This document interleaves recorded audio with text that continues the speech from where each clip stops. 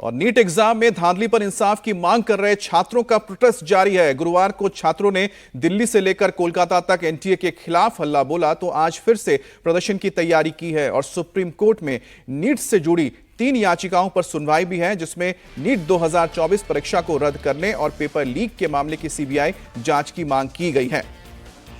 तो एनटीए की तरफ से दाखिल ट्रांसफर पिटीशन पर भी आज सुप्रीम कोर्ट में सुनवाई होगी। कल ग्रेस मार्क्स पर सुनवाई करते हुए सुप्रीम कोर्ट ने बड़ा आदेश दिया और उन सभी 1563 छात्रों के री एग्जाम के आदेश दे दिए, जिनकी ग्रेस मार्क्स के कारण एनटीए पर सवाल खड़े हो रहे थे।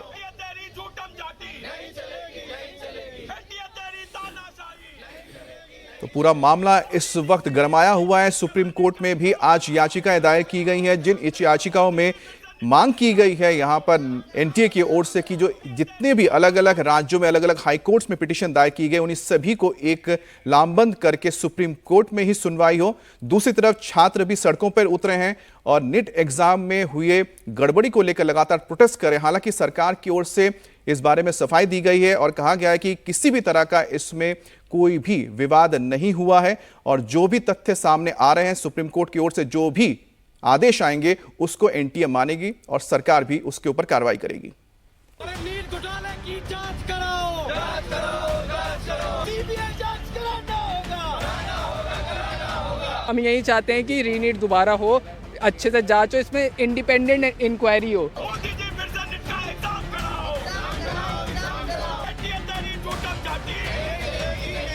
पेपर लीक पे सीबीआई इन्वेस्टिगेट करे।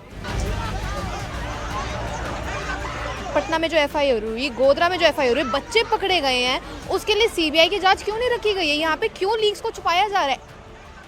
नीट की परीक्षा में हुई गड़बड़ी के आरोप में एनटीए के खिलाफ मोर्चा खोले छात्रों का प्रोटेस्ट जारी है।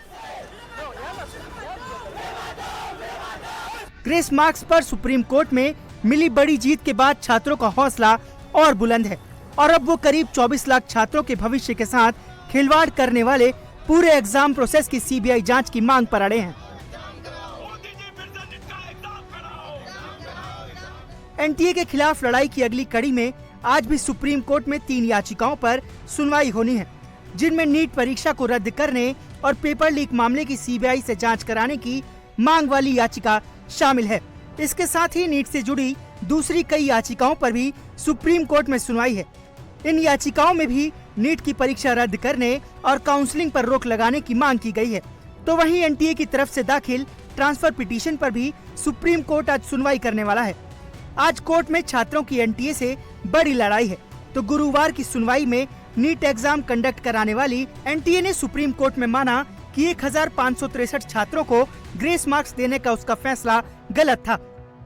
हमारे काउंसिल ने आर्गुमेंट शुरू भी नहीं किया और उनके काउंसिल ने खुद बोल दिया कि जो 1563 बच्चों को हमने ग्रेस दिए हैं, इससे हार्ट बर्न हुआ है, बच्चे परेशान हुए, इसको हम रिट्रैक्ट करते हैं डिसीजन को। 24 घंटे पहले एनटीए ने एक एफएक्यू जारी किया था पब्लिक डोमेन में, वहाँ लिख रहे थे कि ये ग्रेस नंबर सही है, आंसरिंग एफिशिएंसी पे है 2018 के जजमेंट में, और सुप्रीम कोर्ट में आते ही उन्होंने कह दिया कि एक जजमेंट हमारा 1563 बच्चों का गलत था। इससे ये तो प्रूव होता है ना कि एनटीए ऐसी बहुत सी चीज़ें करता है जो जब तक पब्लिक डोमेन में नहीं आती या जब तक माननीय सुप्रीम कोर्ट तक नहीं पहुँचती तब तक उनका जो मनमानी होता है करता है। तो उनके ऊपर एक जांच होनी चाहिए। और कितनी डिस्पेरेंसी से अंदर आप ग्रेस नंबर पर आते ही, तो आप ये सारा मुद्दा ग्रेस नंबर से शुरू हुआ, पेपर लीक से, आप आते ही मानते हो ग्रेस नंबर का कॉन्सेप्ट ही गलत है, आप उसको हटाते हो। अब वो जो नंबर है 1563, उसके ऊपर भी जांच होनी चाहिए, क्योंकि 15,000 तो नहीं था कहीं।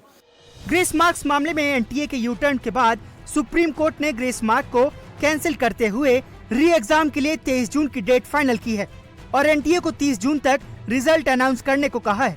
हालांकि सुप्रीम कोर्ट ने नीट पास करने वाले स्टूडेंट्स की काउंसलिंग पर रोक नहीं लगाई है। काउंसलिंग 6 जुलाई से शुरू होगी।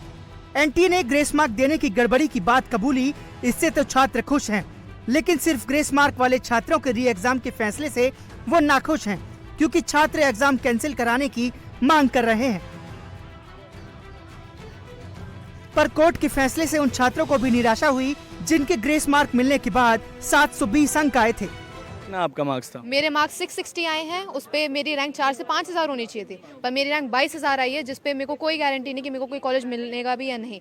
और अब एनटीए कह रही है और एक डिसीजन आया है कि जो 1563 कैंडिडेट्स हैं उनका आप कैंसिल कर रहे हैं एग्जाम और उनका री नीट करवाएंगे आप। आप उनका रीनीट करवाइए या फिर आप उन्हें हटा ही दीजिए एग्जामिनेशन से। जो हमारी रैंक से उस पर कोई फ़र्क नहीं आएगा। क्यों नहीं आएगा? क्योंकि ये इतना कम नंबर है और इतने सारे स्टूडेंट्स हैं, इतनी हाइपर रैंक इन्फ्लेशन हुई है।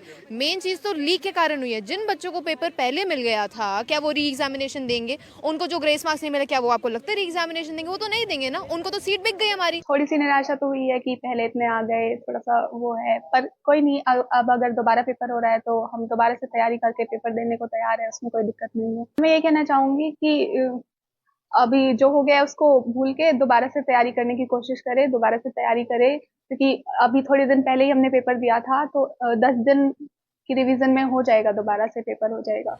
ग्रेस मार्क्स के मुद्दे पर लड़ाई जीत चुके छात्र अब पूरा नीट एग्जाम कैंसिल कराने की मांग कर रहे हैं। कोर्ट में छात्रों की मांग थी कि काउंसलिंग पर रोक लगे, जिसे सुप्रीम कोर्ट ने ठुकराते हुए 6 जुलाई से काउंसलिंग का आदेश दिया। वहीं ग्रेस मार्क्स के प्रोसेस की जांच की मांग पर कोर्ट ने ग्रेस मार्क्स को हटाने का आदेश दिया, जिसके बाद अब री एग्जाम होगा। जबकि पेपर लीक की SIT या CBI जांच की मांग पर कोर्ट में आज सुनवाई होगी।